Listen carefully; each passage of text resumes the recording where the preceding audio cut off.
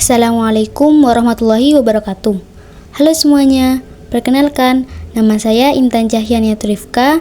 Di sini saya akan menjelaskan tentang Pancasila sebagai dasar negara, ideologi, HAM, dan demokrasi Pancasila. Untuk memenuhi tugas mata kuliah Pancasila, program studi Tadris Ilmu Pengetahuan Alam. Selanjutnya, mari kita bahas materi yang pertama, yaitu tentang Pancasila sebagai dasar negara Indonesia. Pancasila adalah dasar negara Indonesia yang terdiri dari 5 sila yang menjadi panduan dalam kehidupan berbangsa dan bernegara. Pancasila tidak hanya berfungsi sebagai ideologi, tetapi juga sebagai pedoman dalam berbagai aspek kehidupan masyarakat Indonesia. Berikut adalah penjelasan mengenai 5 sila Pancasila. 1. Ketuhanan yang Maha Esa. Sila ini menegaskan bahwa bangsa Indonesia mengakui adanya Tuhan yang Maha Esa. Ini mencerminkan kepercayaan masyarakat Indonesia yang beragam dan menegaskan pentingnya nilai-nilai spiritual dalam kehidupan sehari-hari. Kedua, kemanusiaan yang adil dan beradab. Sila ini menekankan pentingnya menghormati hak asasi manusia, perlakuan yang adil, serta berperilaku manusiawi terhadap sesama. Ini menunjukkan bahwa setiap individu memiliki martabat yang harus dihormati. 3. Persatuan Indonesia. Sila ini menekankan pentingnya persatuan dan kesatuan di tengah keragaman suku, agama, dan budaya.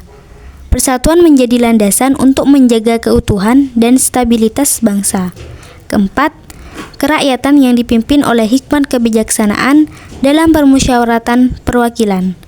Sila ini menekankan bahwa keputusan dalam pemerintahan harus diambil melalui musyawarah untuk mencapai mufakat. Ini mencerminkan nilai demokrasi yang mendorong partisipasi rakyat dalam proses pengambilan keputusan.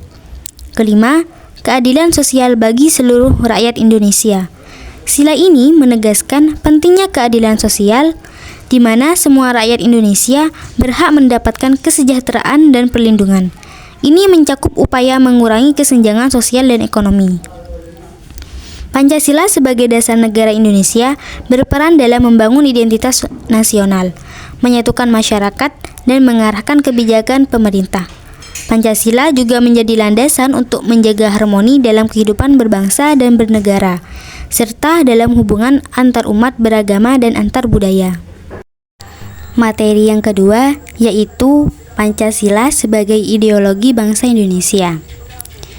Nah, Pancasila sebagai ideologi bangsa Indonesia berarti bahwa Pancasila menjadi landasan, pedoman, dan arah bagi kehidupan berbangsa dan bernegara di Indonesia. Ideologi Pancasila menggambarkan nilai-nilai dasar yang menjadi fondasi kehidupan sosial, politik, hukum, dan ekonomi bangsa. Materi yang ketiga yaitu HAM dan penerapannya di Indonesia. Hak asasi manusia atau HAM di Indonesia diakui dan dilindungi dalam berbagai peraturan perundang-undangan serta konstitusi. Penerapan HAM di Indonesia. 1. Lembaga Perlindungan HAM. Badan Nasional Penanggulangan Terorisme atau BNPT, Komisi Nasional Hak Asasi Manusia atau Komnas HAM, dan lembaga lain memiliki peran penting dalam memantau, menyelidiki, dan menangani pelanggaran HAM. 2. Pendidikan HAM. Pengenalan dan pendidikan mengenai HAM dilakukan di berbagai tingkat pendidikan untuk meningkatkan kesadaran masyarakat akan pentingnya hak asasi manusia. 3. Penyelesaian kasus pelanggaran HAM. Pemerintah dan lembaga hukum berupaya menyelesaikan kasus-kasus pelanggaran HAM meskipun seringkali menghadapi tantangan dalam hal transparansi dan akuntabilitas. Materi yang keempat yaitu demokrasi dan penerapannya di Indonesia. Demokrasi di Indonesia merupakan sistem pemerintahan yang memberikan kekuasaan kepada rakyat untuk berpartisipasi dalam pengambilan keputusan politik. Penerapan demokrasi di Indonesia mengalami perkembangan yang signifikan sejak reformasi 1998. Penerapan demokrasi di Indonesia. 1. Pemilihan umum. Indonesia secara rutin melaksanakan pemilu untuk memilih anggota legislatif, presiden, dan kepala daerah. Pemilu diadakan setiap 5 tahun sekali, memberikan kesempatan bagi rakyat untuk menentukan pemimpin dan wakilnya. 2. Partisipasi masyarakat. Masyarakat di Indonesia memiliki hak untuk berpartisipasi dalam politik melalui pemilihan, diskusi publik, dan keterlibatan dalam organisasi masyarakat sipil. Ketiga, kebebasan berpendapat. Demokrasi di Indonesia menjamin kebebasan berekspresi dan berpendapat, meskipun dalam praktiknya seringkali dihadapkan pada tantangan seperti pembatasan kebebasan pers dan penangkapan terhadap aktivis. Materi yang kelima yaitu demokrasi Pancasila diterapkan dalam sistem politik di Indonesia. Penerapan dalam sistem politik Indonesia. 1. Pemilihan umum. Pemilu di Indonesia dilaksanakan secara demokratis, di mana rakyat memiliki hak untuk memilih dan dipilih. Pemilihan umum dilakukan untuk memilih anggota legislatif, presiden, dan kepala daerah, sesuai dengan prinsip kerakyatan. 2. Musyawarah dan mufakat. Dalam pengambilan keputusan, terutama di lembaga legislatif, seringkali diupayakan melalui musyawarah untuk mencapai kesepakatan. Hal ini mencerminkan nilai-nilai Pancasila dalam membangun kesepahaman dan persatuan. 3. Perwakilan politik. Partai politik berperan sebagai perwakilan suara rakyat. Sistem multipartai memberikan ruang bagi berbagai aspirasi masyarakat untuk terwakili dalam pemerintahan. 4. Keterlibatan masyarakat. Pemberdayaan masyarakat dalam proses politik melalui partisipasi dalam pemilu, konsultasi publik, dan dialog antara pemerintah dan masyarakat mencerminkan prinsip demokrasi Pancasila. Materi yang keenam yaitu penerapan demokrasi Pancasila di berbagai aspek kehidupan. 1. Aspek politik.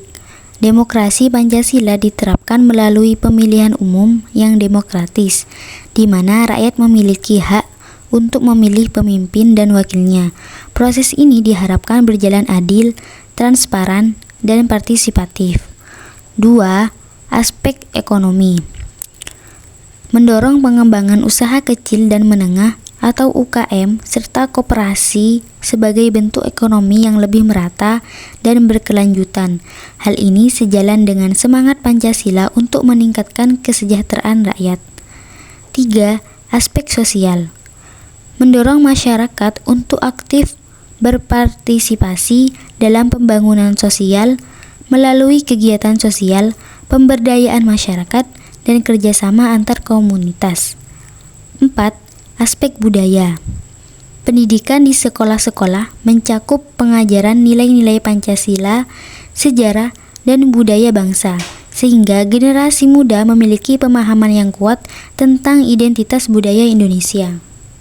Materi yang terakhir yaitu refleksi pribadi terkait nilai-nilai Pancasila yang diterapkan di lingkungan.